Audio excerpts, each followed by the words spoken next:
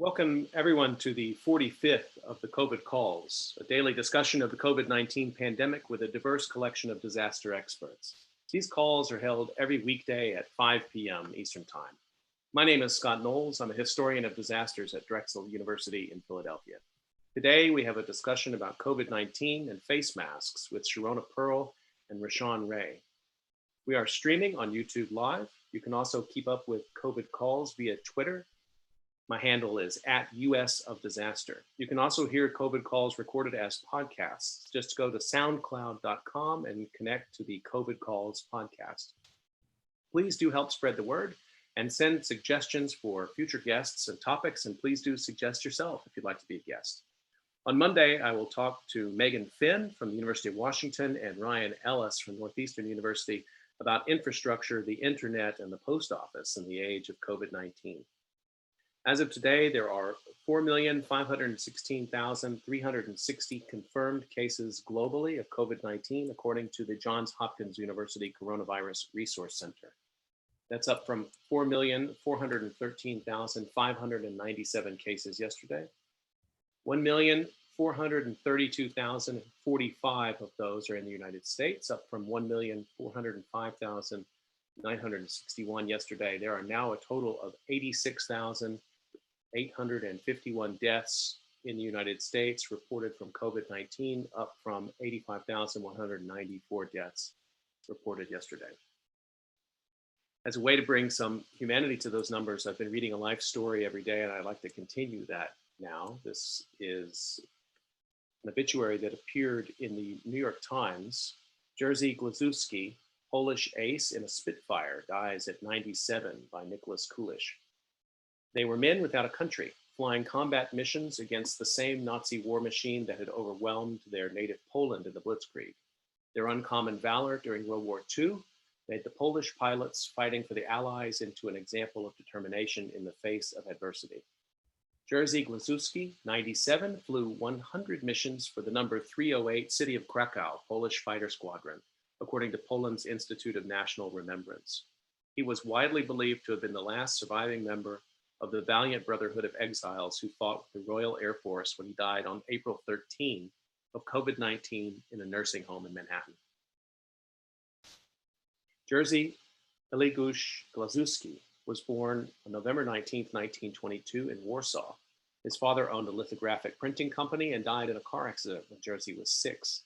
His mother, Józefa, took over the business. He was 16 when the Nazis invaded Poland in 1939. He escaped Warsaw with his stepfather and was nearly killed in a strafing run by a German plane as they tried to join the remnants of the Polish army. As refugees, they lived in Bucharest and then in Tel Aviv. Mr. Glazewski served with the Allies in the independent Carpathian Rifle Brigade in Egypt and on the front lines in Libya before traveling to Britain to train as a pilot. He returned to war-shattered Poland after the German surrender and enrolled at the Warsaw University of Technology's Faculty of Architecture, graduating in 1952. As an architect, he worked on the reconstruction of the Polish capital's badly damaged Old Town and designed several industrial projects around the country. He married Irina, known as Lenta Henish, and they had a daughter, Klara Glazewska. In his later years, he taught at the Pratt Institute in New York and wrote his memoirs, which were published in 3 volumes in Polish and translated and released in English in a single volume, The Accidental Immigrant, published in 2007. In his memoir, Mr. Glazewski wrote about a stopover in Istanbul after fleeing the Gestapo in Bucharest. We sometimes pondered, he said, how serendipitous our lives as refugees have been since we've left home. We neither dwelled on the past nor anticipated the future.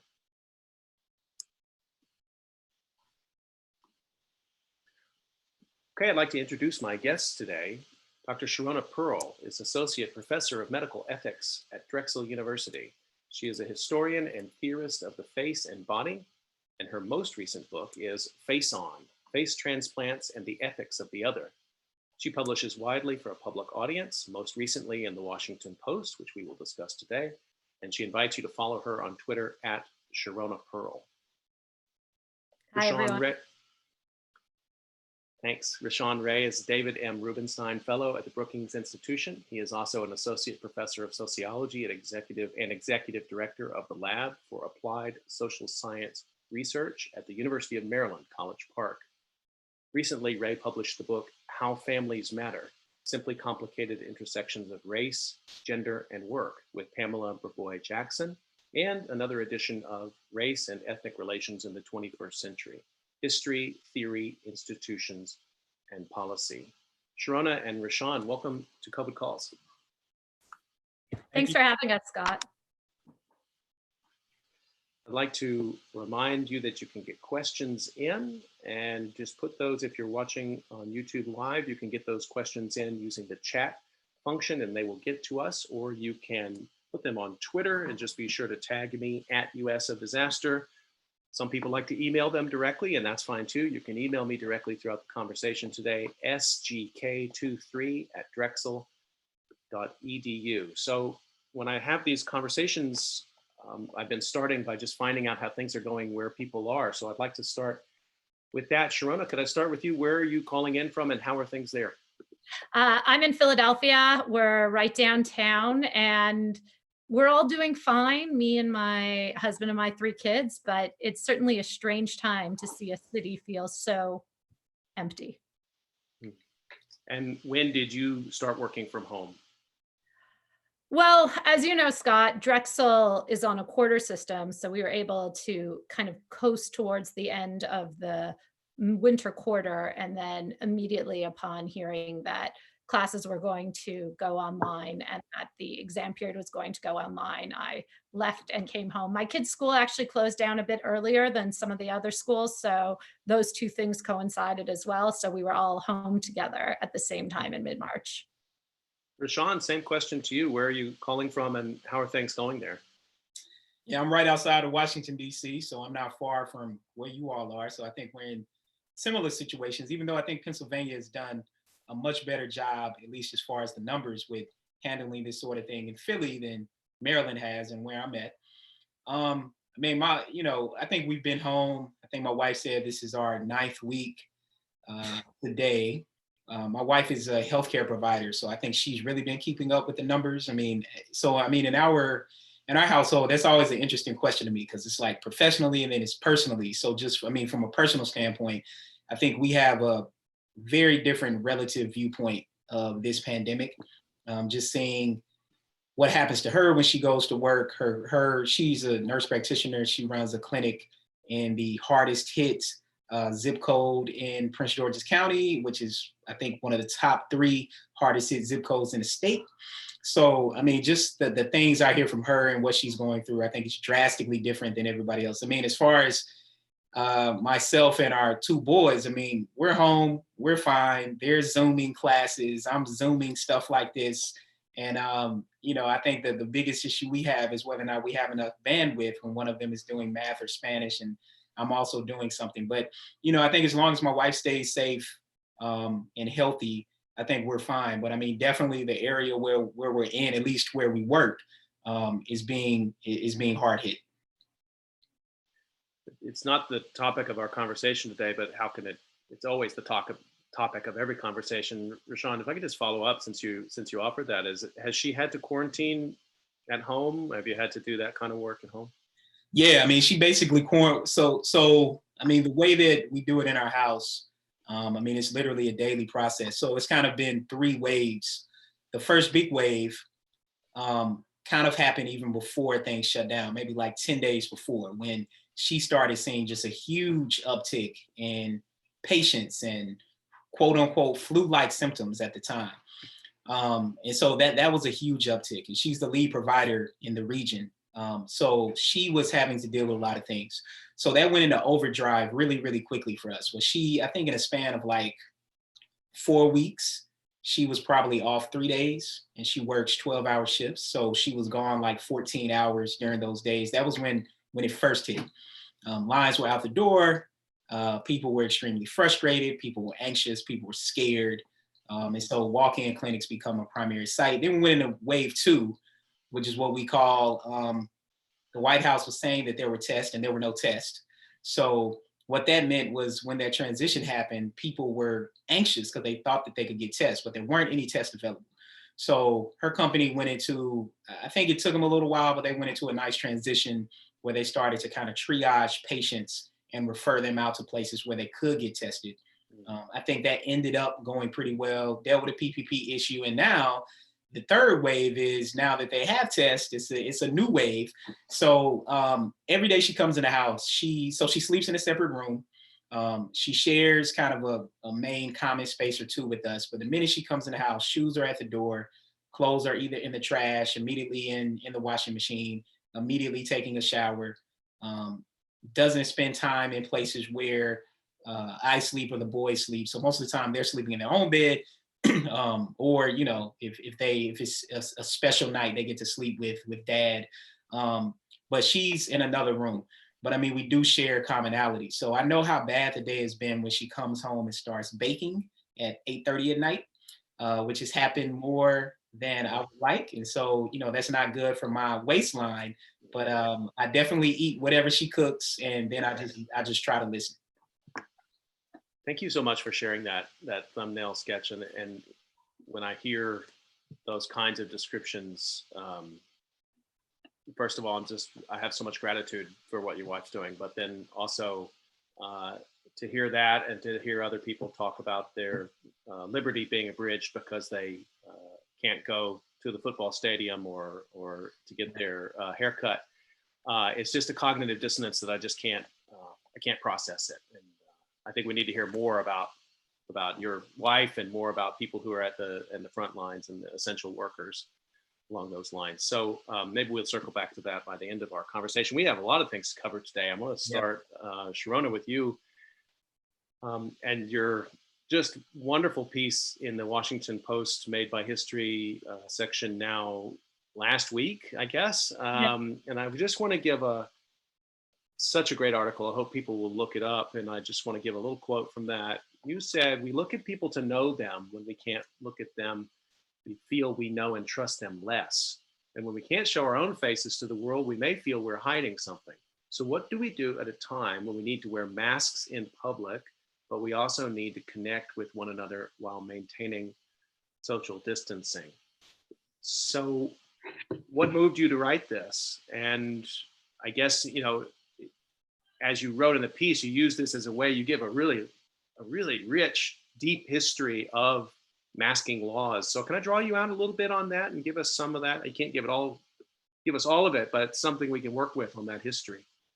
Yeah, so the interesting thing about all these narratives and debates about masking and the requirements to wear masks in public due to multiple emergency orders, which I obviously absolutely 100% support in the strongest possible terms, are that they're kind of an inversion of the historical tradition and trajectory, which were the anti-mask laws. And the first one, I believe, was in New York State in 1845.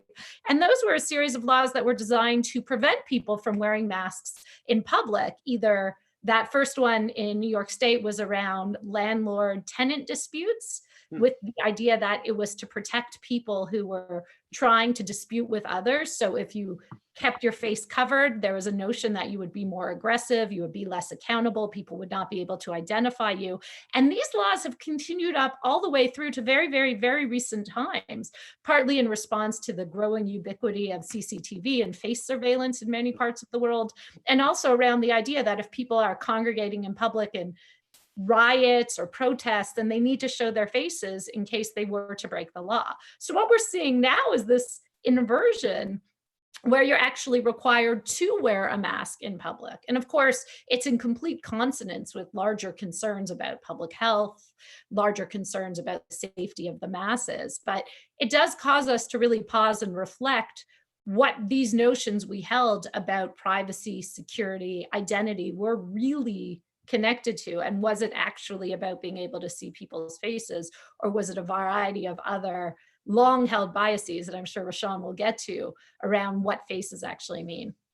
Can you go back to this 19th century laws you're talking about in New York? You said 1845, so that's sort of also the height of kind of nativist anger and dispute in New York in those days. I mean, what were some of the conflicts that were swirling at that time that made the mask a point of contention? Well, I think there in particular, they were pegged to landlord-tenant debates, the rise of the tenements, and you see the growing kind of what are they called? When lots of people live together in unsafe environments, slumlords and so on and so forth. So the interesting thing to me is that in the mid 20th century, where many other states kind of enacted their anti-masking laws, they were actually designed to stop the activities of the Ku Klux Klan. Mhm. So the anti-masking laws then were around a particular institutional racist body that was using face covering as part of its ritual. So even though they were broad anti-masking rules, they were very specifically targeted to the Ku Klux Klan to stop them from wearing their hoods and face coverings. And those laws, can you give us a general sense of when those laws start to appear? Or? Yeah, I mean, so I have to say that I'm not an expert on anti-masking laws per se, although I have become much more interested in them.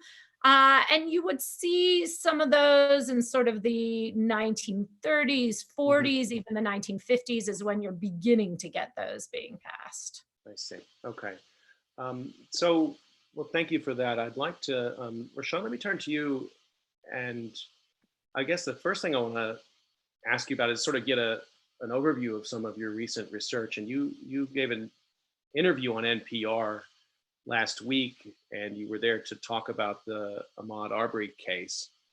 But you referenced there some of your broader research you've been doing. And I just want to give a little quote from something you said. You said, "I think this is something that oftentimes people don't readily realize. And I think it's because of stereotypes that Black men are the ones who are threatening to others. But Black men actually at times are fearful for their own lives, just engaging in everyday normal activities, such as exercising, even going to a restaurant or coffee shop or driving down the street." So just as that is a way into your work and the kinds of questions you've been asking, tell us a little bit more about it. And if you can, connect that to this debate that we're having in the country right now about masks. Yeah, I mean, first I want to say, I meant to say this earlier. Thank you for having me on. Sharona's piece was right on target. I mean, it made me think about how those anti-mask type of policies and laws were put in place, as she mentioned, as it relates to the KKK.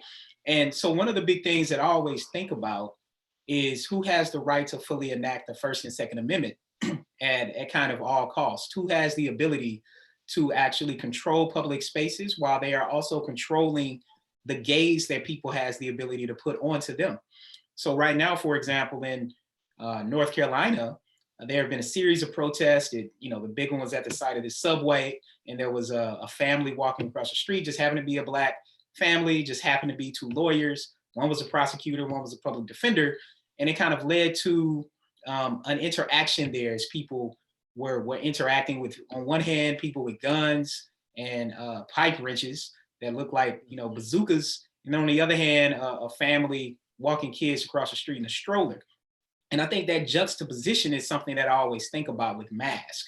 And I kind of break it down this way and then talk specifically about the study that I talked about on NPR. Is I remember when I first started working at Brookings for my sabbatical, and I take the train in from the suburbs and then ride my bike and try to get exercise in during the day. And when it got cold, I was like, I still want to start, I want to keep riding my bike. And I was like, well, but when you ride your bike and it's like 45 degrees, I mean, it's hitting your face, it's cold. And so I was like, okay, well, I think I'm gonna have to get a mask. And my wife was like, no, you can't do that. Like you can't get a mask, or, we got to make sure it's like orange or pink or has something on it. It led to this whole conversation about the ways that I couldn't interact in public space. And I just ended up not doing it. Like it just became, I was just like, this is just too much, just forget it. And of course that links to today with, you have a lot of Black men who are thinking consciously in complex ways about what it means to wear a mask in public. Where, as Sharona laid out, what does it mean when people can't see your face, when people can't see your mouth moving? I even think about my wife as a healthcare provider, that they're now starting to make new masks where you can actually see a person's mouth moving, because for people who are in hospitals, just seeing someone smile at you, but even people who are hearing impaired, having the ability to read lips. I mean, it's a host of things we think about with masks. And so how I got to this point, when I was a Robert Wood Johnson Foundation scholar at Berkeley, the big research project I was working on was looking at physical activity and obesity. And I was really concerned with the way that public spaces kind of guide people's behaviors. And lo and behold, of course, as you all know, race and place are highly correlated with one another. And the neighborhood resources that people are provided are highly distinct based on those neighborhoods. So I went around to a series of different neighborhoods. I did ethnographic observations, interviews, I did focus groups, and then I did a large study of about 500 middle-class Blacks and whites, because that's really where I seen the gap. And what I was concerned with is where we don't see middle-class Blacks engaging in physical activity similar to middle-class whites. And what I found was that on one hand, it was an interesting finding that middle-class Black men were actually more physically active than all other groups, more physically active than white men, white women, and Black women, except for in predominantly white neighborhoods. And it led me to exploring why we see that. It led to the work that I now do on policing from this health project, which is that Black men were criminalized in these spaces. Their Blackness often became weaponized, meaning that even if they didn't have a weapon, even if they weren't attacking anyone, just their being, their physical bodies, they were dehumanized in a sense where it was perceived that they could enact physical harm on someone else. And so even when they weren't moving in a particular way, if just simply being in the wrong place at the wrong time, or oftentimes the right place at the right time, like they were doing exactly what they were supposed to do, their physical bodies were not supposed to be there, it could lead to a deleterious outcome. And of course, the Ahmaud Arbery situation is one of the most egregious examples. I think that harkens back to how people think about what happened with Trayvon Martin as well, Jonathan Ferrell and others. But the big thing is the way that Black men respond to this. So Black men go through what we call in sociology a signaling process, where they try to signal that they belong. They try to signal their social class, try to signal their social status. So they do things like wear an alumni t-shirt. They run in well-lit areas. They run in places where other people are.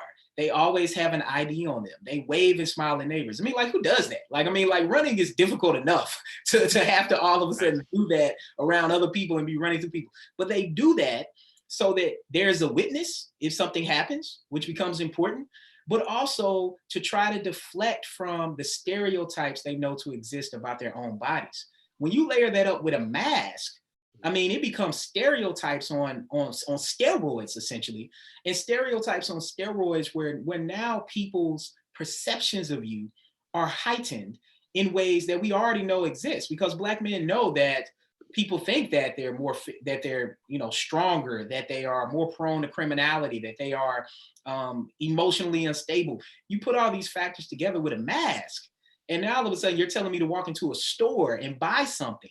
And it's led to, of course, as we know, things like Black men being asked to leave stores, being asked to remove their mask. I mean, this is crazy. Like during the pandemic, these are activities where people should be praised for being responsible, for protecting themselves and protecting other people. But when certain people do it, it's the exact opposite.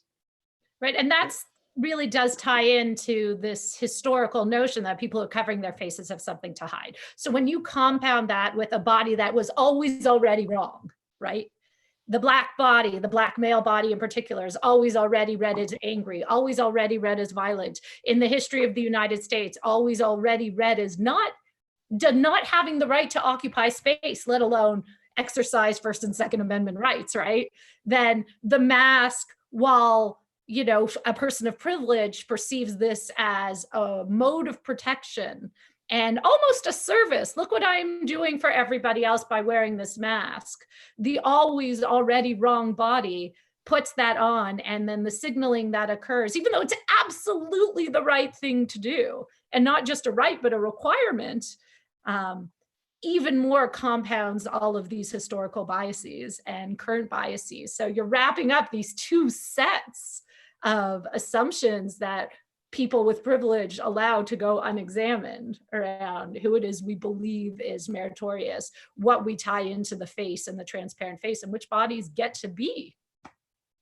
Sharona, have you seen something similar with the history of Muslim women in the United States or in other parts of the world who are, just as you and Rashawn are describing it, there's sort of already a sense in which this is a person who's either threatening because of who they are, their beliefs are, they've already got this sort of a body where it shouldn't be, as you describe it.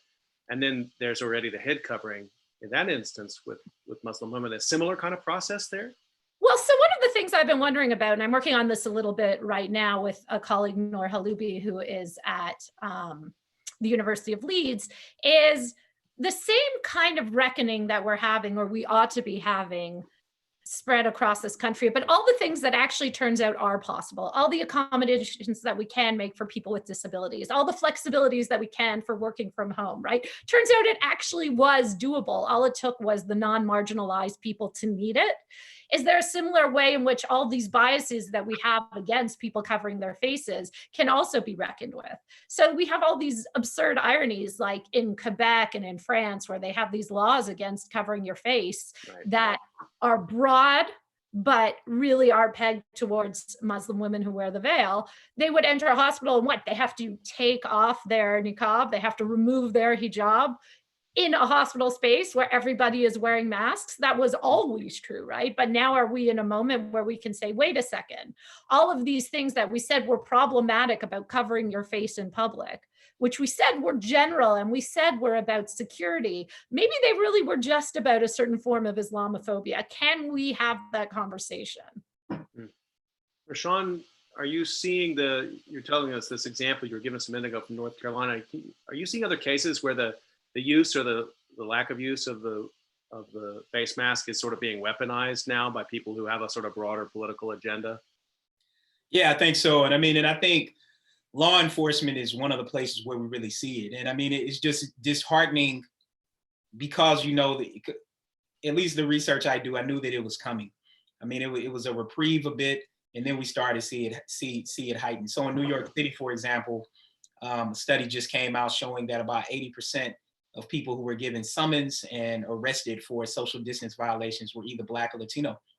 And we know that there were people out in Central Park who were mostly white and other places who were out. They weren't practicing social distancing. They didn't have on masks.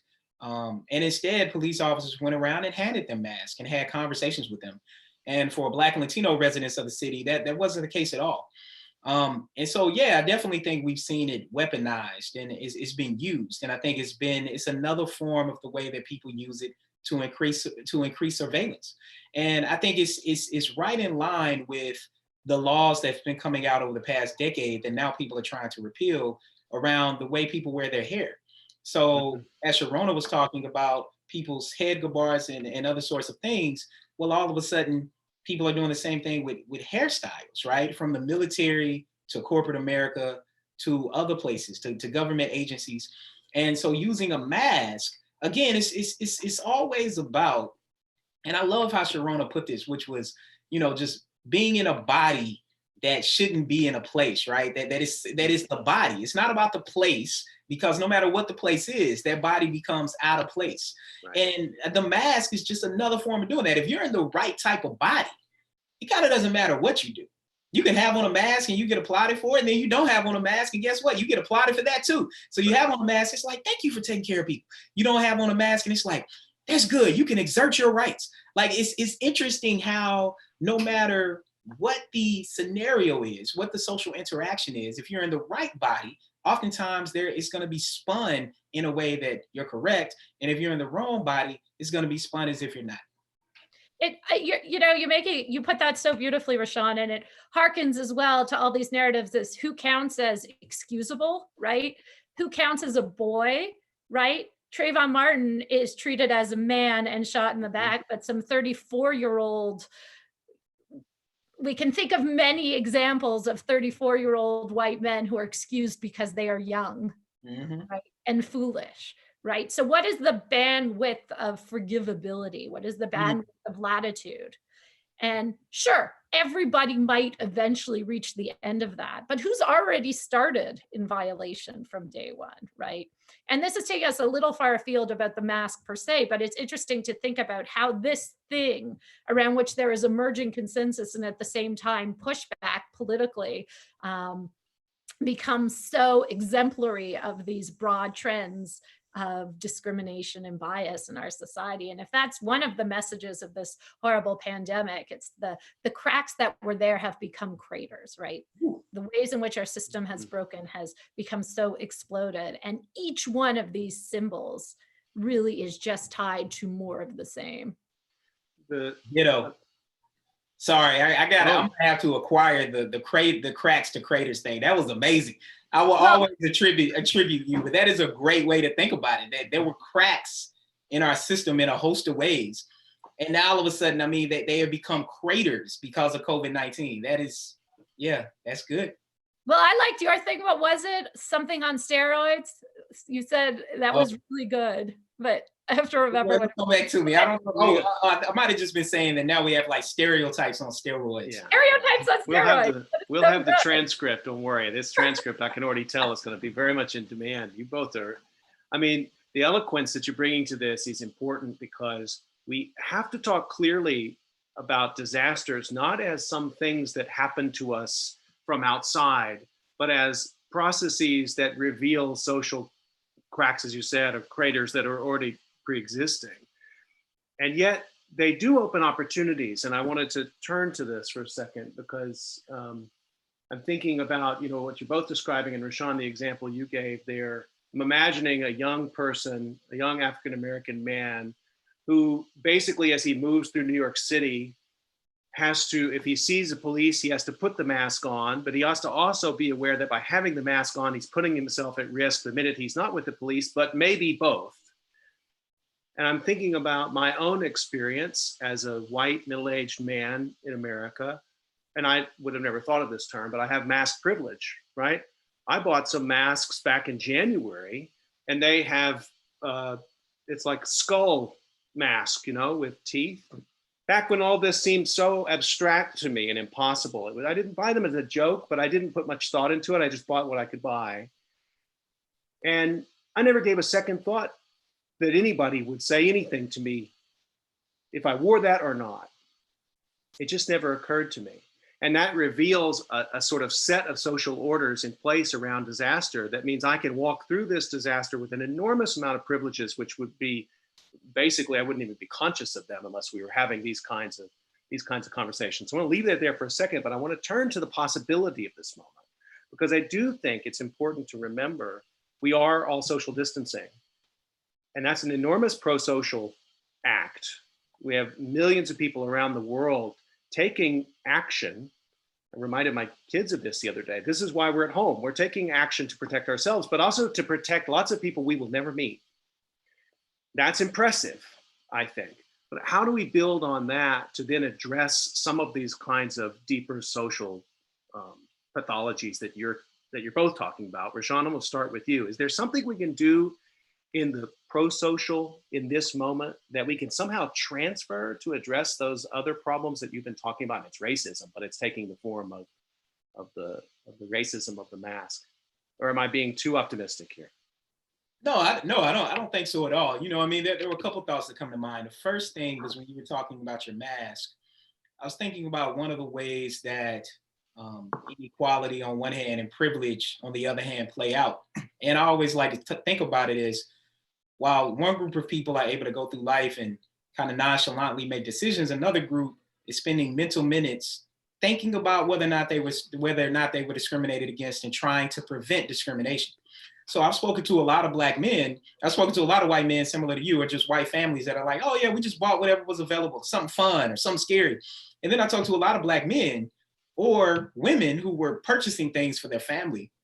And they were saying, well, we had to think consciously about the colors. So, we had to think about the colors, or, we took some of our daughter's old t-shirts that were colorful and we put that together. Or we decided to draw on the mask and draw a smiley face on the mask so that people knew that they were smiling. I mean, just all of these sort of things. And I think I reflect on, I remember being in grad school in Indiana, and there was a PhD student in political science. He was brilliant. And he ended up not finishing, I think partly because of some of the things we're talking about, just the level of criminalization that Black people experience in a place like Bloomington. I mean, it's extremely troubling. And I remember we were having dinner at this restaurant, and he says, we were talking about this sort of thing, right? And he says, see, this is why I took my driver's license picture in a suit and tie, so that, when I'm pulled over, the police are gonna see that I have on a tie. And I was like, what? I was like, dude, you have on a t-shirt and a ball cap.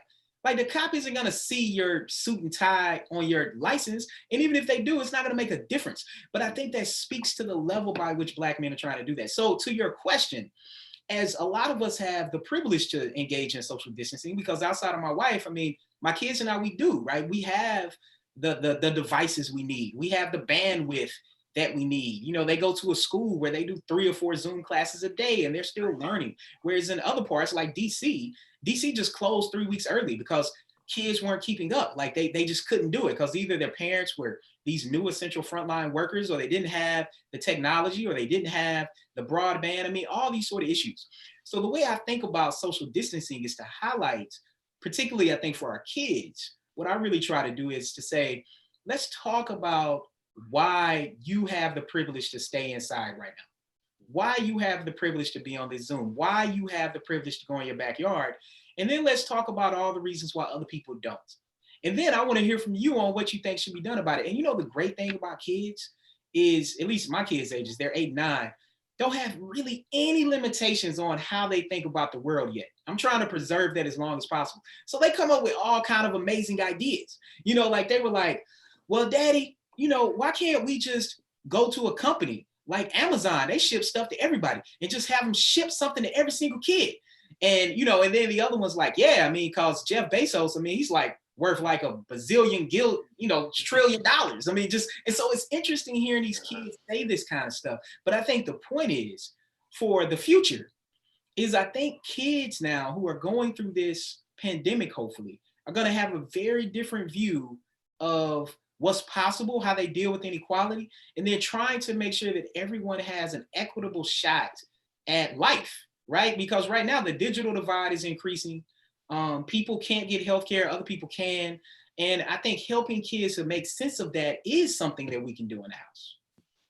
It's, you know, it's interesting because it's something we've been reflecting a lot as well. My kids are 10, 8, and 6. And one of the things about isolating is that we're also really isolated, right? Because, and we all know already that we have the privilege to isolate, the financial privilege, the housing security, the access to the goods that we need, the bandwidth, all the things that you're talking about.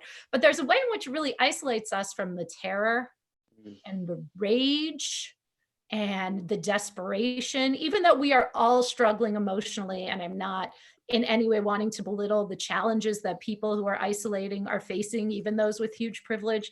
So we've been trying also to have these conversations with our kids about what we're isolated from right now while being in our house. What are we not seeing, right? What does it mean when, okay, our school shut down, and that meant that my kids would come home, and then they would have food at night. They had a safe place to work. They have a bedroom. They have, you know, room in the house, like the insecurities that so many kids are facing in the Philadelphia region, certainly, right? Not just food insecurity, not just housing insecurity. They have responsibilities. They have to deal with families. They are no longer sheltered for a certain amount of time every day from real struggles in their lives. And it's really hard to communicate that, right? And then the thing we've been balancing, and now I know, Scott, we're really far afield, is, you know, how at the same time do we have these conversations with our kids and also leave space for them to express their fear and frustration and sadness and mourning. I don't want to step on anybody's trauma, including, you know, some of the very real things that they're experiencing. But isolation is in and of itself a kind of privilege, right? Yeah, and nothing's far afield here. I mean, I think this is all in the discussion, absolutely. Because, you know, in a sense, to think about the mask in a slightly different way, it's another way of thinking about protection and risk perception and protection and distance. And we're all struggling with that right now. We're all struggling with our own sort of comfort levels for ourselves, for our families, for our communities, and struggling with inadequate information, inconsistent information, and, you know, trying to do the best we can. And then if you try to model that for children or for your students or for your neighbors, it's an enormously complicated moment along those lines. I want to remind people you're listening to COVID Calls. We're talking to Sharona Pearl and Rashawn Reagan. You can get your questions in to the YouTube live chat, and you can also get questions in using Twitter, or you can email me directly, sgk23@drexel.edu. And please do be sure to get your questions in. Sharona, I want to come back to you. Rashawn mentioned surveillance a minute ago, and I want to ask you a little bit about that. I know it's one of your real areas of expertise. So what's the situation now with some large percentage of the population in public wearing masks? And then there's the sort of law enforcement prerogative of facial recognition. I guess this is most acute in London, but I'm assuming also in other American cities. Can you talk to us a little bit about this? Yeah, so that's obviously one of the things that I've become really interested in the context of surveillance, face recognition, and so on and so forth. So one of the dirty secrets about CCTV and surveillance software is that it's not great, right? Face recognition software is super good at matching you up to you. That's why your iPhone works, because it has a set of an N of one. It's getting better, but because it's a machine learning system, whatever set you start with really does determine the course of things. And we all know about the biases. So if your starting system is Fortune 500 CEOs, you're going to have a massive amount of false positives for both women and people of color, right? And we have seen this play out there. It's one of those cases where the algorithms are getting better. So the face recognition software is catching up and getting better, but that's why they bring in people, because career criminals and people who know their way around surveillance cameras know how to cover their faces. So that really does a very good job of evading the software. But you have these super recognizers. These people are really good at, in theory, matching individual features. So an eye to an eye. So unless you're actually completely swathed, limited masking isn't going to do a huge amount. But also I think that for the purposes of most of the cameras, these kind of face masks don't massively limit the capabilities of a lot of the software. I do think we're seeing less crime committed in general because people are out and about a lot less. So it's too soon to actually be able to evaluate the effects of that. But I would love to see, one of the differences between, say, an American audience and a British audience is that a British audience is really comfortable with trading privacy for security. London has 50% of the world's CCTV cameras, as far as we know. China kind of throws a wrench into that. Americans probably would never consent to having government cameras. A number of cities have actually banned the use of face recognition software. Somerville, San Francisco. I mean, whether those are representative of the United States, we can have a discussion. But Americans are perfectly happy with Ring and other kinds of, private surveillance companies coming in. If you think that they're earning their money by selling doorbells, right. So how the kind of public-private nature of these surveillance mechanisms plays out will be something that we'll see. Are police going to be struggling with, identifying who rang your door when they requisition your Ring footage because there's a mask? I don't think so.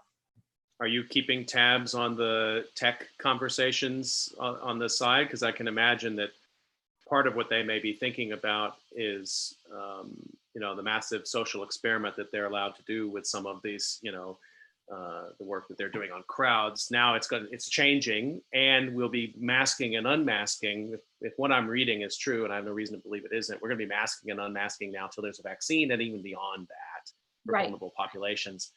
How is that going down in the tech community that's sort of enthusiastic about this? Well, I think people are watchfully waiting, right? So one of the things that actually, even before all this started, I had a conversation with an artist and developer named Danielle Baskin. And one of the things that she'd started working on is a mask that actually prints your own face on it. Right? So can you actually order a mask that looks exactly like you? And she had a wait list of like 2,000 people in the first instance. Everybody was really excited about this. And then she started thinking about the capabilities of using this in the other direction to befuddle, right? To befuddle the face recognition software, because that would be very confusing if you had half of one face and half of another. I see. That would actually be an effective wrench in the works. So could see like a jamming mechanism. I also thought of it as kind of real life Snapchat face filter, right? Like all these people have all these experiments of trying on other people's faces. You actually could in real life, not just online. Let me, Rashawn, you were starting out earlier, you talked about the First and the Second Amendment as sort of fundamental places you want to start these conversations. And I wanted to bring that to something that's been in the news and listeners will be familiar with. I think it was yesterday, but we've been having these protests at state houses among groups of people who organize, and it's still not clear exactly if they're centrally organized or if these are very organic, but basically they're demanding the end of shelter in place. They're demanding restrictions, demanding they want things open. And the Michigan legislature has recessed, in part because this group of advocates against sheltering and against masking had said, we're going to be at the State House and we're going to be armed. And they are wearing masks, but they're not N95 masks. They're their own masks that they wear, which are, and sometimes they have camouflage or they're patriotic symbols or whatever they may be. So these are masked white men with guns at state capitol buildings menacing lawmakers. How do you filter that through a discussion about First and Second Amendment rights for African Americans? I mean, I think that the simple question is, could African Americans mount a protest like that? But I don't think that's as interesting as the broader question of why are they allowed to do that? And what does that tell us about the way that these issues are presenting to us right now?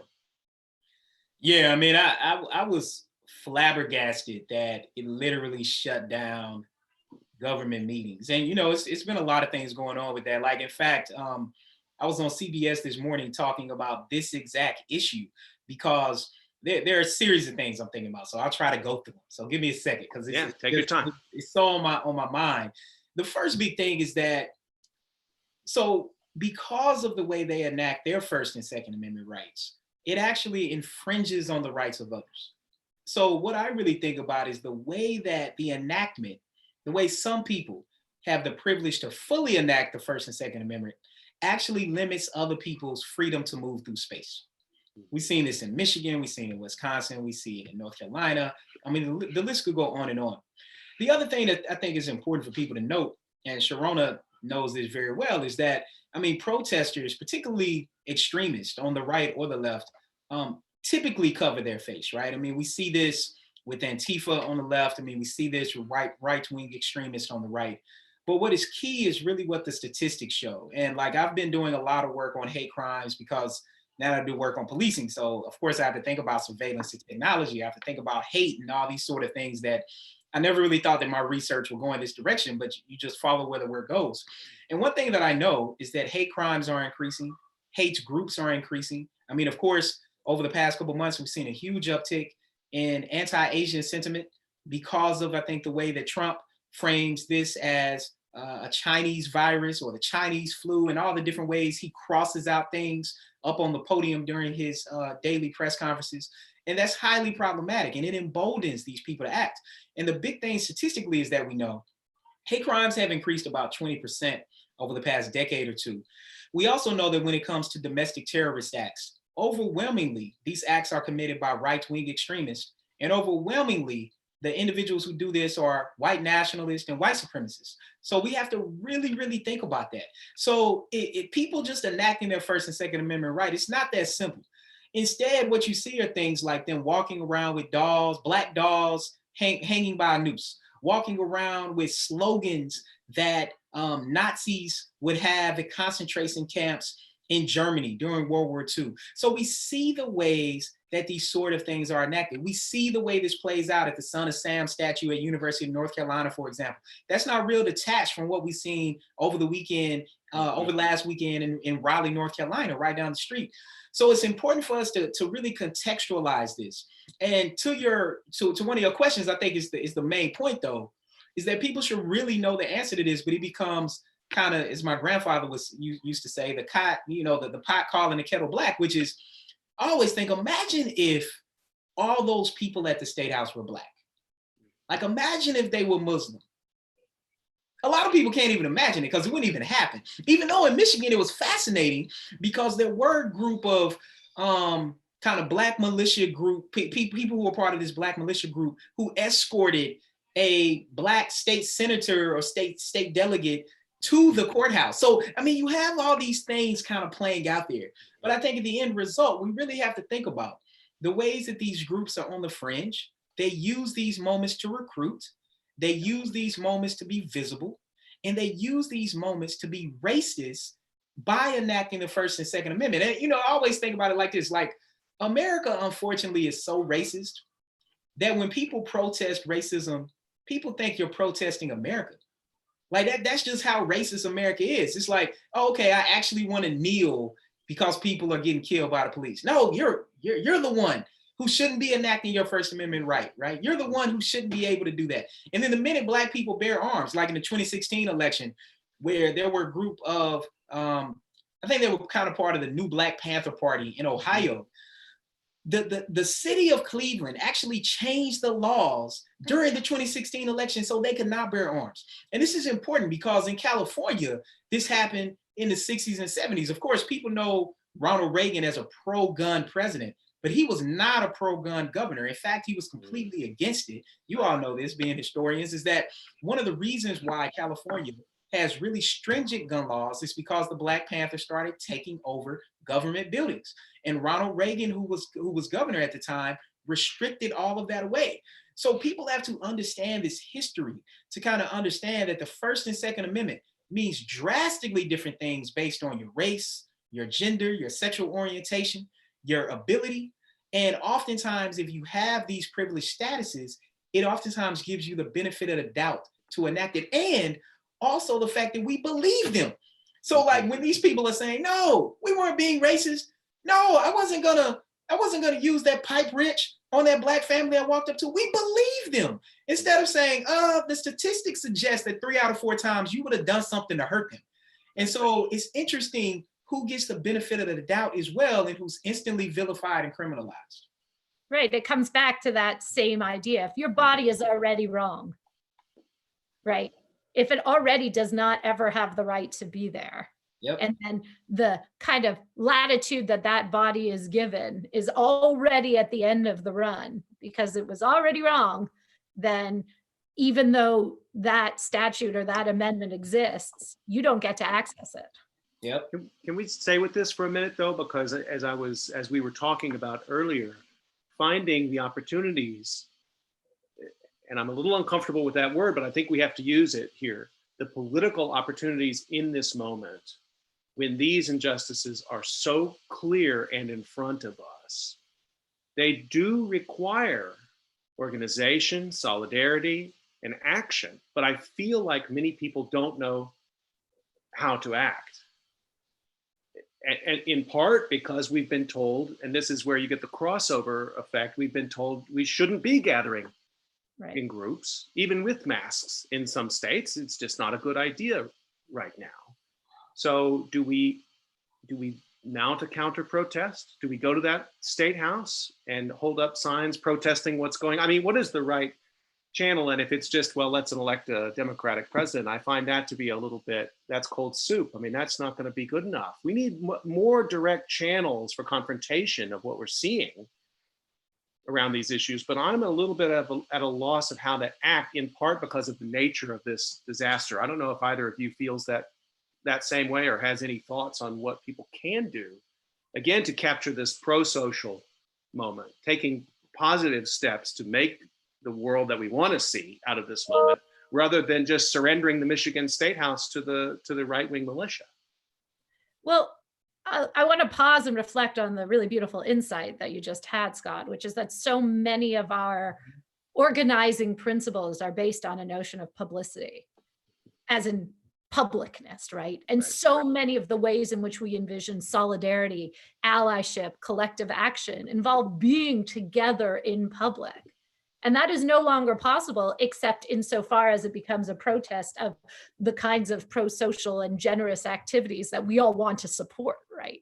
So how do we negotiate that? How do we figure out how to be together and be in public and be allies and lift up the people who have always been marginalized and are even more so now suffering the effects without actually being together? Mm-hmm. It's a challenge. Mm-hmm.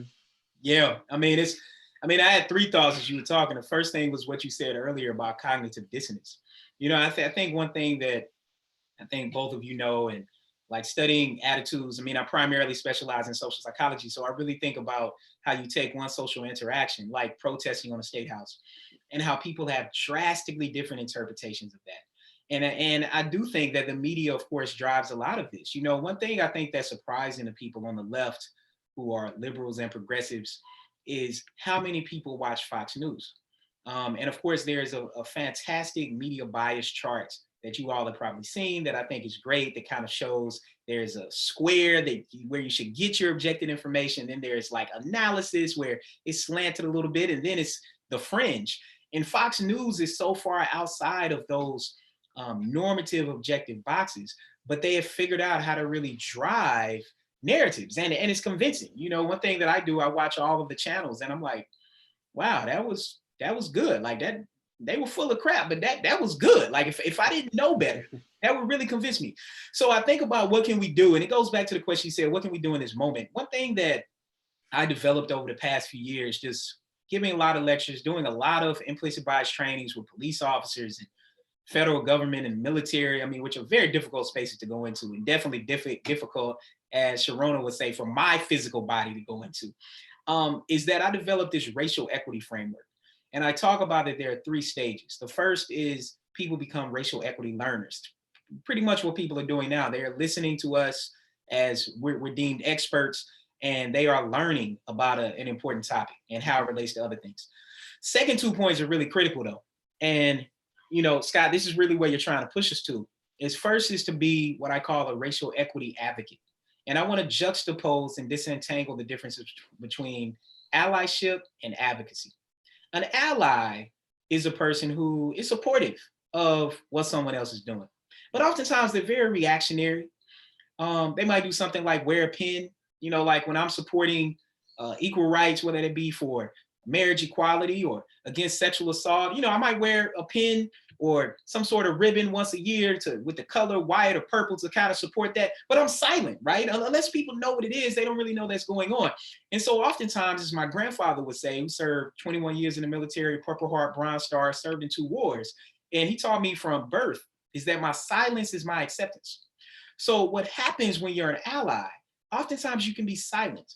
And you're most silent at times when you should speak up the most. And that's around people oftentimes who you love and care about the most. So the way I think about it, if you can speak up and speak out against your bigoted uncle, your racist grandma, you know, your sexist partner and spouse, like if you can speak up against them, you can speak up against anybody. Because the way I like to think about it, an advocate is a person who speaks up for people who are in a different group than you, especially when they're not present.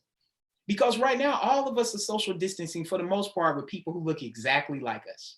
Having conversations about COVID-19, having conversations about masks, having conversations about protests.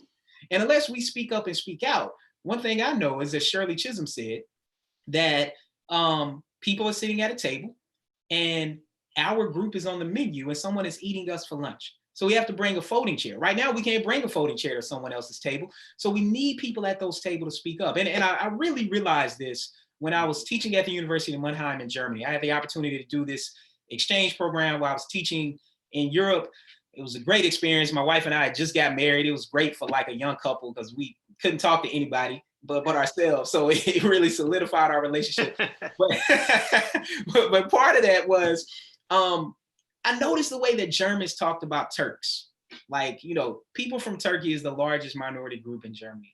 And we were Americans. I mean, we were Americans first, and then we were Black Americans. And it was fascinating to me because it was the first time in my life where my American identity was as salient as it was. It was basically the first time in my life. And I was almost 30 at that point, where people referred to me as American. It had never happened before in my life. It was a fascinating experience. I was like, oh, this must be how white people feel every day. Like people like call you American. I'm like, yeah, that's what I am. Like I am. But it was interesting that had never happened to me before. And that happens to people with marginalized statuses. But what I noticed sitting at dinner tables with them is the way they talked about Turks. Oh, you got to watch them. You know, watch that neighborhood. Don't go over there after dark. You know, oh, you want to go there? Don't go to that restaurant. It's another restaurant on the other side of town. And my wife and I started noticing, we were like, there's nothing wrong with these neighborhoods. So until we decided to speak up and speak out at those tables, because there were no Turkish people at those tables, that's what we had to do. And then the next step is to be what I call racial equity brokers. These are people who then started to think consciously about the rules, regulations, and laws that operate where they are. Their neighborhood HOAs. Do you have some sort of racist law on your HOA. A lot of people do. They just don't know. Like old things about who you shouldn't rent or sell your property to, who shouldn't be allowed to come in there. That gives then people, when they do enact out racism, it gives them the ability to rely on the law. Just like we seen with Ahmaud Arbery, where the McMichaels were able to say, no, I was standing my ground and I was enacting a citizen's arrest. Well, we know who has the ability to do that. Black people don't have the ability to do that. And stats bear that out. That when you have a Black victim and a white perpetrator, they're more likely to be found not guilty. But when it's the reverse, the person who committed the crime or who was trying to defend themselves is more likely to be found guilty.